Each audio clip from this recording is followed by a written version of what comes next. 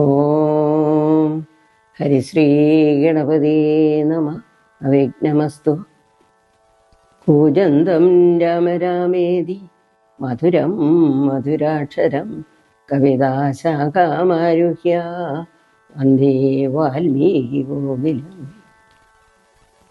ഒരു കിരാതനായി ജീവിച്ച് ഒരു മഹാമുനിയായി രൂപാന്തരപ്പെട്ട വാൽമീകി മഹർഷിയെ രാമന്റെ മഹാത്മ്യവും നാമവും കൊണ്ട് മാത്രമാണ് ഇന്ന് നാം അറിയുന്ന ആദികവിയായി വാഴ്ത്തപ്പെടുന്നത്.